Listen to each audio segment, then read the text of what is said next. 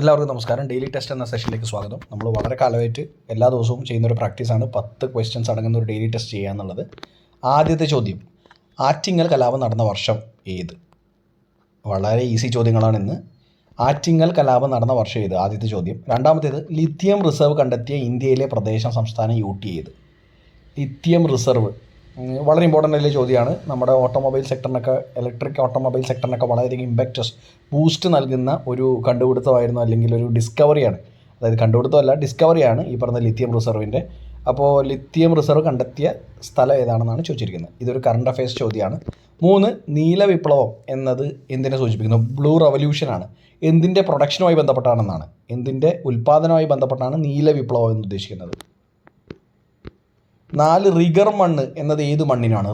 Rigger എന്ന് വിളിക്കുന്ന മണ്ണിനോ ഏതാണ്? തെക്കൻ പ്ലാറ്റ്യൂവിലൊക്കെ ധാരാളമായി കാണുന്ന മണ്ണാണിത്, റിഗർ മണ്ണ്. 5, പല്ലവ രാജവംശത്തിൻ്റെ ആസ്ഥാനം ഏതാണ്? 5, പല്ലവ രാജവംശത്തിൻ്റെ ആസ്ഥാനം.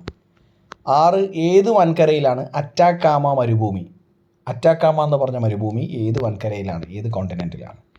7, യൂറോപ്പിലെ ആൽപ്സ് പർവ്വതത്തിൻ്റെ വടക്കൻ ചരിവുകളിൽ വീശുന്ന ചൂടുകാറ്റ്, വാമായിട്ടുള്ള കാറ്റ് ഏതാണ്? യൂറോപ്പിലെ ആൽപ്സ് പർവ്വതത്തിൻ്റെ വടക്കൻ ചരിവുകളിൽ വീശുന്ന ചൂട് കാറ്റ് ഏതാണെന്നാണ് ചോദ്യം. പ്രാദേശിക വാദങ്ങളുമായി ബന്ധപ്പെട്ട ചോദ്യമാണ്.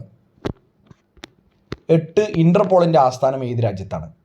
ഇൻ്റർപോളിൻ്റെ ആസ്ഥാനം ഏത് രാജ്യത്താണ്? 9, യൂറോപ്യൻ യൂണിയൻ്റെ ആസ്ഥാനം എവിടെയാണ്? European union. ബ്രെക്സിറ്റ് ഒക്കെ ആയിട്ട് ബന്ധപ്പെട്ട് വീണ്ടും യൂറോപ്യൻ യൂണിയൻ ന്യൂസിലുണ്ട്, അതുകൊണ്ടാണ് ഈ ചോദ്യം വന്നിരിക്കുന്നത്. 10, ഇന്ത്യ UNSCയുടെ സ്ഥിരം മെമ്പറാണ്. ഒരു സ്റ്റേറ്റ്മെൻറ്റാണ്, ട്രൂ ഓർ ഫോൾസ് പറയുകയാണ്. ഇന്ത്യ യുണൈറ്റഡ് നേഷൻസ് സെക്യൂരിറ്റി കൗൺസിലിൻ്റെ സ്ഥിരം മെമ്പറാണെന്നാണ് പറഞ്ഞിരിക്കുന്നത്. ട്രൂ ഓർ ഫോൾസ് ആണ് ചോദിച്ചിരിക്കുന്നത്. അപ്പോൾ ഇത്രയാണ് ചോദ്യങ്ങൾ. ഇനി നമ്മൾ അതിൻ്റെ ഉത്തരത്തിലേക്ക് പോകാം. ആദ്യത്തേത്, ആറ്റിങ്ങൽ കലാപം ഏത് വർഷമാണ്? 1721 ആറ്റിങ്ങൽ കലാപം. വളരെ ഈസി ചോദ്യമാണ്. 1721. 2, ലിഥിയം റിസർവ് കണ്ടെത്തിയ ഇന്ത്യയിലെ പ്രദേശം അല്ലെങ്കിൽ സംസ്ഥാനം അല്ലെങ്കിൽ ഊട്ടി ഏതാണ്?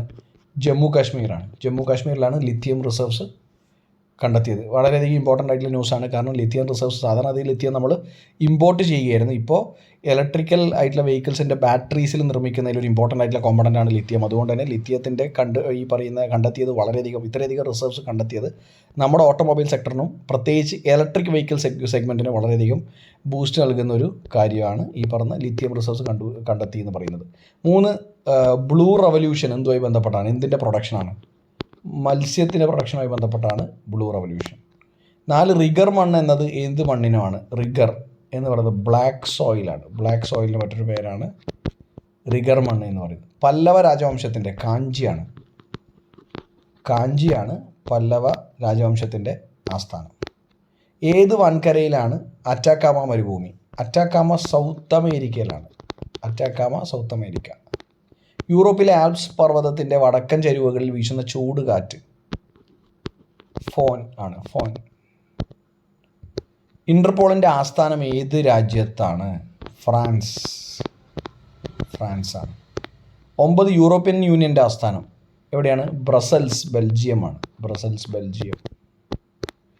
ഇന്ത്യ UNSCയുടെ സ്ഥിരം മെമ്പറാണ്. യുണൈറ്റഡ് നേഷൻസ് സെക്യൂരിറ്റി കൗൺസിലിൻ്റെ പെർമനൻ്റ് മെമ്പറാണെന്നാണ് പറഞ്ഞിരിക്കുന്നത്. ആണോ? അല്ല, ഇത് ഫോൾസാണ്. ഇത്രയാണ് ഇന്നത്തെ ഡെയിലി ടെസ്റ്റ് എന്ന് പറയുന്നത്. ഇന്നത്തെ ചോദ്യങ്ങളൊക്കെ വളരെ എളുപ്പമായിരുന്നു. റിഗർ മണ്ണ്, black soil, blue revolution, lithium reserves, അത് മാത്രമാണ് കറണ്ട് അഫയേഴ്സ് വന്നത്. പല്ലവ രാജവംശത്തിൻ്റെ ആസ്ഥാനം കാഞ്ചി. അങ്ങനെ വളരെയധികം ഈസി ആയിട്ടുള്ള അറ്റാക്കാമ മരുഭൂമി, അങ്ങനെയുള്ള ചോദ്യങ്ങളാണ് ചോദിച്ചിരുന്നത്. ഓക്കെ ബാബ, ഇന്നത്തെ കട്ട് ഓഫ് എന്ന് പറയുന്നത് 10 തന്നെ ആയിക്കോട്ടെ, കാരണം വളരെ ഈസി ചോദ്യങ്ങളായിരുന്നു.